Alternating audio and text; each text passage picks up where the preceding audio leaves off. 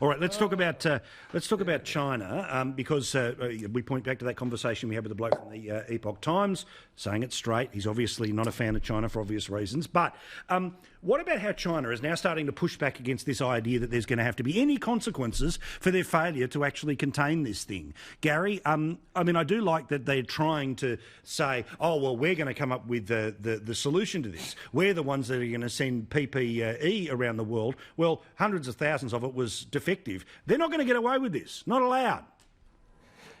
Yeah, look, the Epoch Times have been running a very long and risky game, and I absolutely praise them because they have been calling out the way in which members of the Falun Gong have been rounded up, organs harvested. They have raised all of these issues about human rights things, which everybody who goes to China, every member of parliament at the federal level, is always meant to raise. The reality is this CCP virus is concocted and has been inflicted upon all of us, and it's not an unreasonable claim to make. But China will not tell us exactly how many people really have been affected. China will not tell us why Beijing and Shanghai haven't been impacted upon, or they claim it hasn't been impacted upon. So, Paul, we're not getting honesty from the Chinese authorities. Now, Daniel and the team from Epoch Times, as I said, running a risky game because the Chinese Secret Service are thick on the ground. They've got consul generals in all of our capital cities, and most of the people in there are spies. In the part of Brisbane I live, where the Epoch Times and the Falun Gong and others, the Taiwanese, have put corner protests, the corner of Mains Road and McCulloch Street, Sunnybank, if anybody knows that part of southeast Queensland. The CCP spies are there taking photographs. People are intimidated. There are people in our midst who are impregnating or interloping into all sorts of community organisations. And I shan't name them because it will be a difficult moment because I'd just much rather deal with our spies. But, mate, we have spies in our midst from this country. And they know where I live, and I'm saying that I'm putting a risk on me because of what I'm saying right now. But I just simply say to you, this is an insidious lot, and they are dangerous. And I think that we've got to back Donald Trump to make sure he gets re-elected, only simply because he's the only one with any guts, gumption, and indeed coherency that may well be able to take some of this stuff on.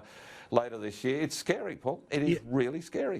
Cory Bernardi, I think it was Gordon Brown, the former UK Prime Minister, who said that we needed a one-world government to deal with this particular pandemic.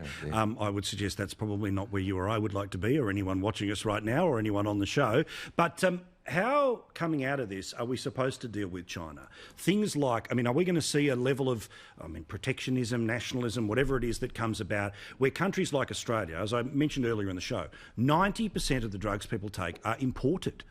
They're made somewhere else, most of them made in China. We're going to see consequences with supply chains, etc., on things like EpiPens. Now, you think people are pissed off because they have to sit inside for a while. Wait till the chemist starts having problems with the drugs that they need for nothing to do with coronavirus.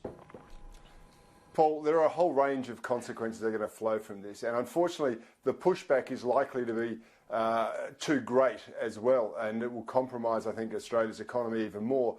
But, we've surrendered to China, I've got to say, for the last decade or more. We let them militarise the South China Sea.